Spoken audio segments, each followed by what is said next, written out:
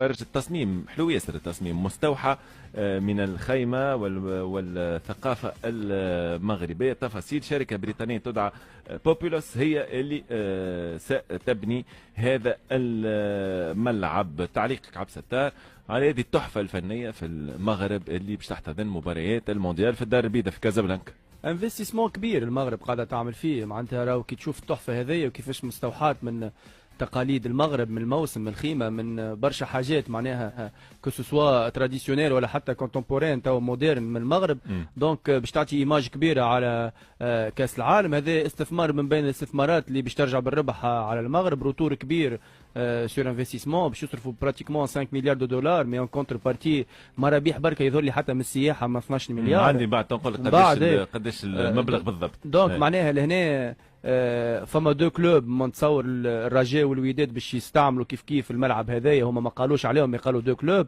اكيد الرجاء والوداد ما فماش اكبر من زوز فرق قدومه في الدار البيضاء. اكيد معناتها اليوم بنيه التحتيه نتاع المغرب الحقيقه قاعده ديباسي في ما نقولوش على العالم العربي، احنا حتى على مستوى اوروبا لهنا تنافس كبير. هذايا قاعدين يمشيوا معناتها البنيه التحتيه ولا بيرفورمانس سبورتيف نتاع المغرب كسوا اللي عملتها في كاس العالم ولا توا اللي تطمح باش تعملها المغرب. فريمون حاجه تخلينا نفتخروا بالمغرب كبلد في شمال افريقيا، تخلي البلدان المجاوره ان شاء الله تقتدي بهالمثال هذايا ويكون ان اكزامبل باهي ويشجع العباد على الاستثمار. نشوفوا اليوم قيمه كاس عالم وتنظيم كاس عالم على المستوى الاقتصادي للبلاد هذايا، وشنية باش يرجع على قيمه الناتج الداخلي الخام نتاع المغرب اللي باش يتقدم بصفه كبيره برشا. دونك فما الناس تحكي من 7% في السياحه ل 30%. اليوم الرياضه تدخل في 0.2 في الناتج الداخلي الخام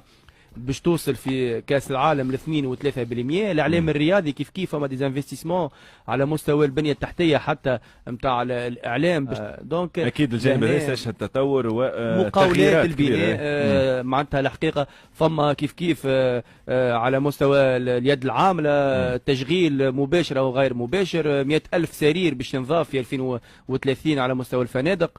ارقام الحقيقه كبيره برشا. هذه رؤية على مستوى الاقتصاد، رؤية كبيرة برشا بالنسبة للمغرب. احنا نفتخروا بالمغرب كبلد عربي. اليوم فماش عقدة انه هما لي زوروبيان اقوى منا. المغرب اليوم قاعد يقدم، قاعد يوري في مثال باهي، وقاعد يخلي في الافريق نخرجوا بها شويه مكا اللغه اللي احنا ديما عالم ثالث. اليوم احنا قادرين ننظموا مونديال، قادرين نعملوا ملعب بطاقه استيعاب تكون ممكن هي الثانيه في العالم.